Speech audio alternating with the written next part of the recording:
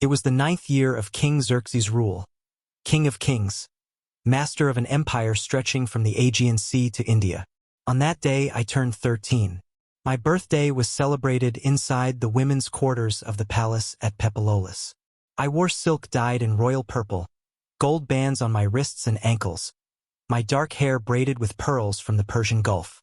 To anyone looking, I was every inch a princess, daughter of the greatest king alive, born into luxury most could only dream of.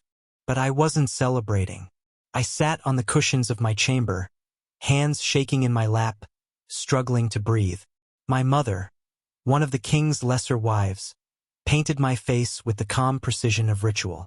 Black around the eyes to make them look larger, red on my lips and cheeks for color, perfumed oil on my skin that made me sick to my stomach. She said nothing, her face a mask of control, the kind palace women wore when they dared not show what they felt. When she finished, she stepped back, studying me as if memorizing every detail. Her voice came out soft, almost a whisper. "Tonight your father will call for you," she said. "You'll go to his chambers. You'll do what he asks. Show no fear, no resistance, only gratitude. Do you understand?" I nodded, though I didn't. My body sensed danger long before my mind could accept it. I'd grown up in the palace, seen how women existed only for the king's pleasure. But I was his daughter. Surely that made me different. Surely he saw me as a child, not as another body to be used. My mother saw the panic on my face. For just a second, something broke in her expression before she hid it again. "You're the king's daughter," she said flatly. "But you're also his property. Your life, your body, they belong to him.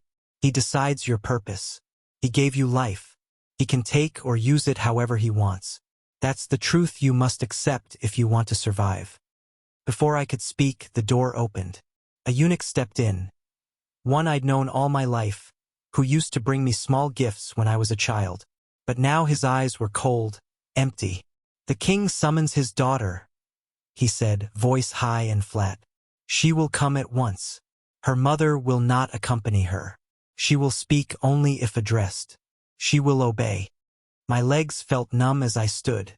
I looked once more at my mother. She couldn't meet my eyes. She couldn't help me.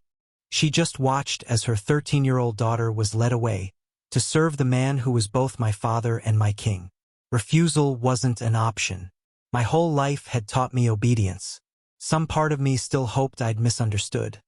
But I hadn't. What happened that night in my father's chambers would never be spoken of again.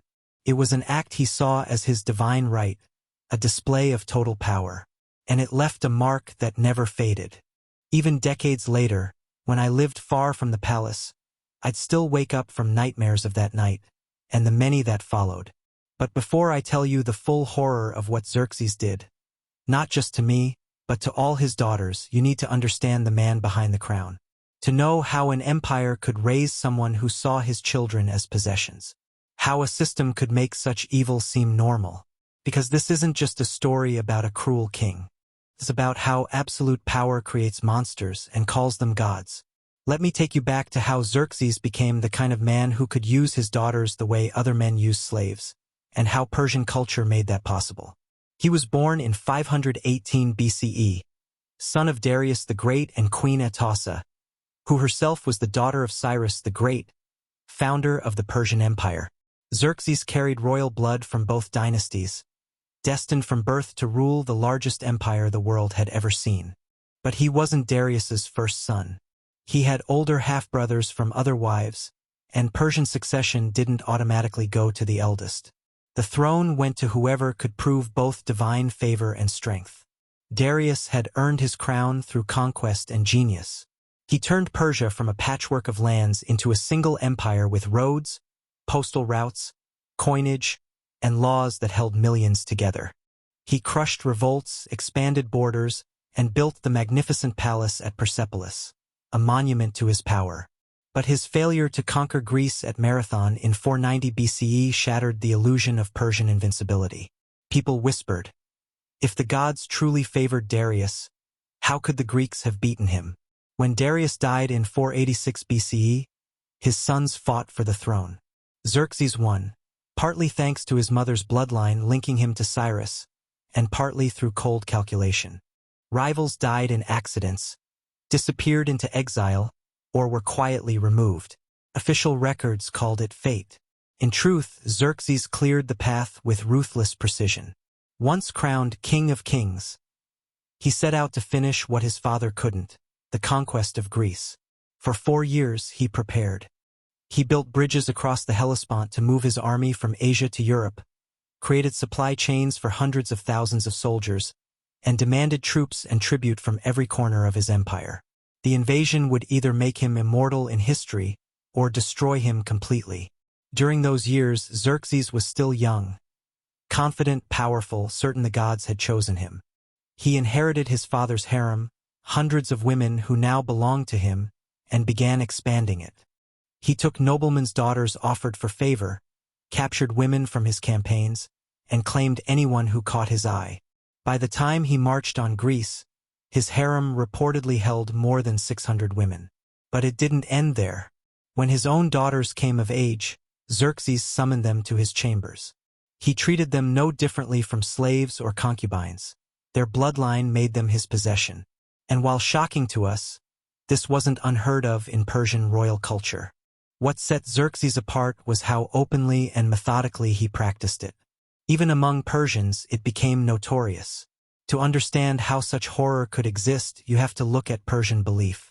Kings claimed descent from Ahura Mazda, the supreme god of Zoroastrianism, meaning royal blood wasn't just noble, it was divine. It was said to carry a sacred essence that had to be kept pure. The logic that followed was twisted but clear. The purest blood came from uniting those who already shared it. Siblings married siblings. Fathers took daughters. These sacred unions supposedly strengthened divine purity, keeping the godly essence concentrated. The Egyptians had done the same with sibling marriages. But the Persians went further. They didn't just claim the right to unite with their own blood. They believed it was their duty. To them, even their daughters' bodies existed to preserve divine power. The religion made it easy to justify, but in truth it was about power. By claiming divine authority, Xerxes could do anything he wanted, even with his own daughters.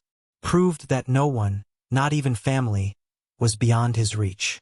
A father in Persia wasn't really a father. He was a god in human form, and his children were his property. By the time Xerxes began taking his daughters, the custom was already generations old. Accepted, even discussed openly at court. Greek historians like Herodotus wrote about it later, horrified and fascinated, calling it proof of Persian decadence. But inside the empire, no one questioned it. To the Persian elite, the king was simply exercising his divine rights. Now, imagine what that meant for the girls who grew up in the royal palace. Daughters who knew their father would one day summon them. They were raised in luxury, taught to read and write, to play instruments, to move gracefully, to manage servants. They had silk clothes, endless feasts, every comfort imaginable. But all that comfort came with a price. As they grew older, they began to notice a pattern. Older sisters disappeared when they reached puberty. They'd return from the king's chambers quieter, colder, their eyes different. No one ever spoke about what happened, but everyone knew. The younger girls learned to read the silence. They understood that when the eunuchs came for them, their childhood was over. Some mothers tried to prepare their daughters, teaching them how to hide inside their minds, giving them herbs to numb the body. Others stayed silent, too afraid or ashamed to explain. But preparation changed nothing. Every daughter knew the day would come. When it did, the ritual was always the same. Servants bathed her, scrubbed her skin raw, covered her in perfume. Her hair was styled the way the king liked, her face painted to look older, her clothes designed to please. Then the eunuch arrived. He led her through endless marble halls to her father's private rooms, a place from which she'd return changed forever. What happened next depended on the king's mood, but the truth never changed. A young girl, barely 13 or 14, alone with the man who ruled the world, and who believed himself above all human limits. He didn't see a daughter. He saw a possession, another beautiful object in his collection. Some daughters were called back again and again, kept as part of his rotation of women. Others were summoned only once, cast aside when his attention wandered. But every one of them carried the same mark, the knowledge of what had been taken from them, and that they could never refuse. One of those daughters was Artaint. Her story would expose what was usually kept hidden behind palace walls. She was around 15 or 16 when she caught the attention not of her father, but of his brother-in-law, a powerful noble named Xerxes, married to Xerxes' sister. Artaint and Xerxes, my uncle, grew close.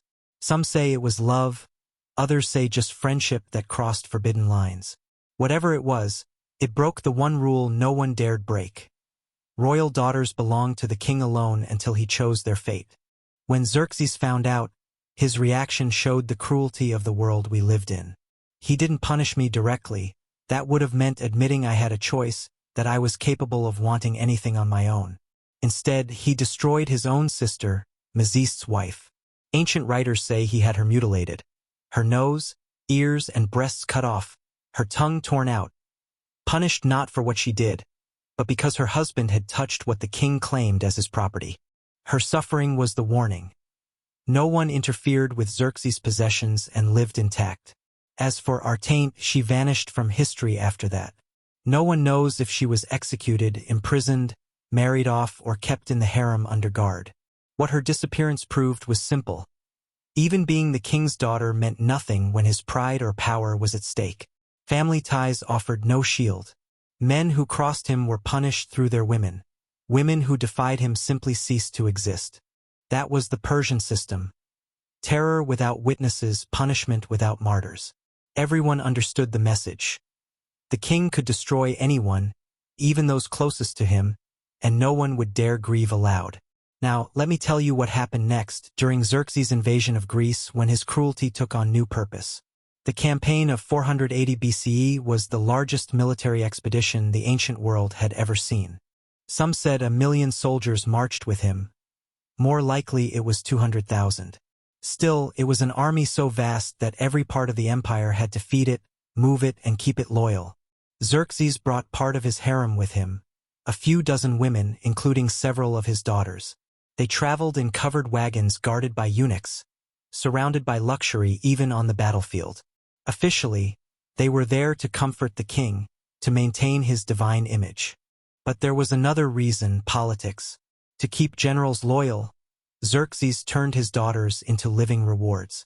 When a commander distinguished himself, he might be granted the honor of marrying a royal princess. To most men, that was the ultimate prize, a link to the royal bloodline, a guarantee of status and power for their children. But for the daughters, it meant being handed to strangers old enough to be their fathers, paraded before soldiers like trophies. Their marriages were not choices. They were orders. The only acceptable reaction was gratitude. One story stands out. A general named Megabyzus earned great favor during the Greek campaign, brave, skilled, loyal. Xerxes rewarded him with a daughter named Amytas, not the same girl from my earlier story, but another child, just 14 or 15. The wedding took place during a pause in battle. Amytas was dressed in royal silks and jewels, paraded before the troops as a symbol of reward for service.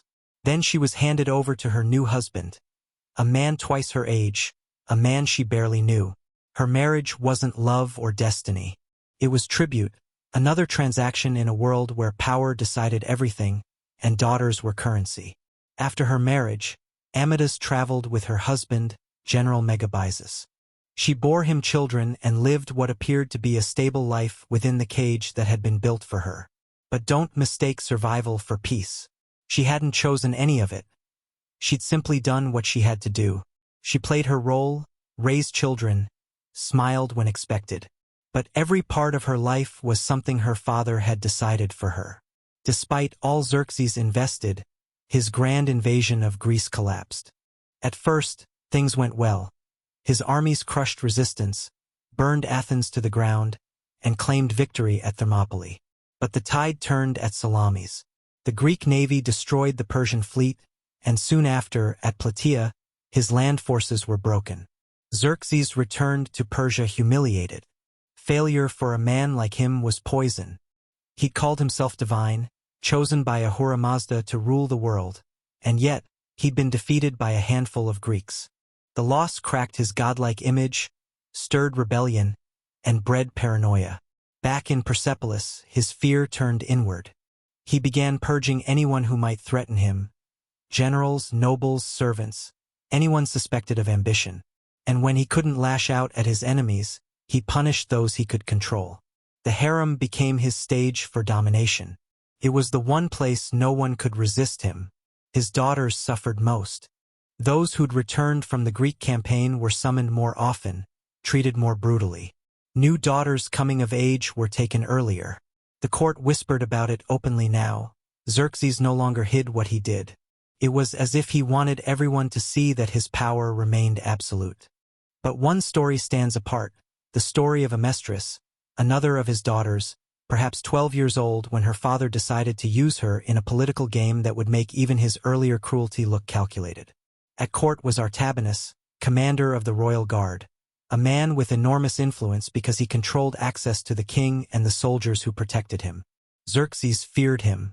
If Artabanus ever turned, he could seize the throne with ease. So the king devised a trap. He would bind Artabanus to him through marriage, by giving him the princess Amestris. It was an honor no one could refuse. Becoming the king's son-in-law meant safety, power, and royal blood for his heirs. But before the marriage, Xerxes repeatedly summoned the girl, his own 12-year-old daughter, to his chambers. He used her as he'd used the others until she became pregnant. Only then did he give her to Artabanus. The man had to accept a wife carrying the king's child, a son who was both his stepson and the king's grandson. The cruelty was breathtaking. Xerxes had bound Artabanus completely. The general was now raising the king's child as his own, trapped in a web of shame he could never speak of. If he ever turned against Xerxes, the king could destroy him with a single truth. It was politics at its darkest, power enforced not by armies, but by corruption so deep it poisoned family itself. If Artabanus stayed loyal, he'd spend the rest of his life raising a child who embodied his own humiliation. For Amestris, it was even worse. She'd been used by her father, then handed to a man who saw her as both a prize and a reminder of his own helplessness. Her child's very existence was a lie she'd have to live with, a constant secret between shame and survival. She was trapped in a marriage built on manipulation, with a husband who could never truly love or trust her. Everything in her life, her body, her marriage, even her child, had been arranged to serve her father's political games. The marriage lasted for years. The boy grew up believing Artabanus was his real father. Whether Amestris or her husband ever told him the truth, no one knows. But what Xerxes did to his 12-year-old daughter, impregnating her, then giving her away to cement loyalty, revealed how power had completely devoured any sense of family or humanity. And after Xerxes' death, that same corruption turned inward, destroying the royal family from within. He ruled for 21 years after the failed invasion, retreating into palace life, building, decorating Persepolis, surrounding himself with luxury and women. His world shrank to marble walls and silken rooms. His sons, born from many wives, began to fight for position. The official heir was Darius, his eldest by Queen Amestris, not the daughter, but his principal wife with the same name. But ambition ran through all his sons, and rivalry grew sharper each year. In 465 BCE, the inevitable happened. Xerxes was murdered in his own chambers, stabbed by a conspiracy led by none other than Artabanus, the same commander he'd once tried to bind through marriage to his 12-year-old daughter. Chaos followed. His sons turned on each other, each claiming the throne. Eventually, one of the younger sons, Artaxerxes, seized power. He killed his brothers or sent them into exile and began purging anyone who might threaten him, including his own sisters. The daughters of Xerxes, women now in their 20s and 30s, became targets. Many were married to powerful nobles. Others had children with royal blood who might someday challenge the throne. Artaxerxes' response was brutal. He ordered executions, forced divorces, stripped property, and arranged new marriages to loyal men, using his sisters the same way his father had used his daughters. Some were sent into exile. Others vanished from record entirely. The purge was clean, methodical, and merciless. A few women survived only by betraying husbands, children, or friends, doing whatever it took to prove loyalty to the new king. Their suffering didn't end with their father's death. It simply changed hands. And then there was Amidas, the same daughter I told you about at the beginning. She'd survived her father's abuse and the bloody succession that followed. Around 25 now, she was once again given away, this time to another general named Megabyzus. Not the same man from earlier, but one who commanded the empire's frontier forces. Artaxerxes needed his loyalty, and Amidas was the price. She bore him children, managed his household, did everything expected of a noble's wife. But even then, her story didn't end in silence. Ancient fragments suggest that Amidas built quiet alliances among the surviving royal women, a network of those who had endured the same fate. Together, they shared their pain, protected one another, and carved out small spaces of strength in a world ruled by men who saw them only as tools. The quiet alliances I helped build among royal women soon became dangerous. For the first time, we were acting on our own, choosing who to trust, helping one another, carving out bits of freedom inside the empire's walls. But in Persia, a woman with agency was a threat. The eunuchs who ran the harem kept close watch. They reported everything, which women whispered together, which meetings seemed too private, which letters hinted at rebellion. Before long, Artaxerxes, my brother and king, decided I had grown too independent. He didn't kill me. That would have angered my husband, Megabyzus, whose loyalty he still needed. Instead, he destroyed me slowly. My children were taken from me, sent to be raised in the palace where I could no longer reach them. Every letter I wrote was intercepted. Guards shadowed me everywhere I went. Visits from other royal women stopped altogether. One by one, they were isolated too. The silence was total. I had survived my father's cruelty, the nights in his chambers, the humiliation of being given away like a gift. But this loneliness broke me in a way nothing else had. I stopped eating, stopped speaking, stopped caring. At 33, I died officially from illness, but really from the slow collapse of a life stripped of meaning and choice. No grand funeral, no mourning. My children were told their mother had passed, but warned not to grieve too deeply. Love beyond the immediate royal line was considered disloyal. This was the fate of Xerxes' daughters who lived long enough to see adulthood. A childhood of dread, a youth spent serving their father's pleasure, marriages arranged for politics, and finally, silence, isolation or death. Some died violently. Others, like me, simply faded away under the weight of decades of control. But not everyone in Persia accepted this as normal. Even in a culture that treated kings as divine, there were whispers of doubt. Some Zoroastrian priests, though careful with their words, began to speak about it, not by naming Xerxes, but through sermons about truth, righteousness, and the sacred duty of fathers to protect their children. They reminded people that power meant responsibility, not indulgence, and told moral tales of kings who lost divine favor by crossing sacred lines. Everyone knew what those stories referred to. A few Persian nobles, too, whispered their unease, not from outrage but fear. If the king could use his own daughters like this, what protection did their daughters have? In private conversations behind closed doors, they wondered how far royal power could go before it consumed them all. No one dared speak publicly, of course. The system thrived on silence. But beneath the surface, there was tension. A quiet understanding that something in the empire's heart had gone rotten. The Greek historians who wrote about Persia were far less restrained in their criticism. Herodotus, writing years after Xerxes' death, filled his pages with stories of the king's cruelty, using his daughters as proof of how absolute power corrupts everything. To Greek readers, he was a warning. What happens when one man becomes untouchable, when no law or morality binds him? Later writers repeated these stories, sometimes exaggerating them, sometimes preserving truths the Persians themselves had erased. Their accounts weren't perfect. They were colored by bias and war. But even through those filters, they captured something real, the way tyranny rots the soul of a nation from the inside. And Xerxes' legacy didn't die with him. It became tradition. Later Persian kings, seeing that Xerxes had acted without consequence, followed his example. Fathers claimed daughters. Daughters were traded to nobles as political gifts. Over time, it stopped being scandalous. It became policy woven into the structure of royal power itself. But this normalization had a cost. By turning family into politics and love into strategy, the kings destroyed the one thing that could hold their dynasty together: trust. Children learned early that affection was a weapon. Siblings saw one another as rivals. Every smile hid calculation. Every promise carried a trap. Succession became chaos. Brothers killing brothers. Mothers plotting against sons. Sisters punished for imagined betrayal. The royal family had become a battlefield long before any enemy reached Persia's borders. By the time Alexander the Great invaded in 334 BCE, the empire still looked strong from the outside, rich, vast, powerful, but inside, it was hollow. Centuries of fear and manipulation had eaten away its core.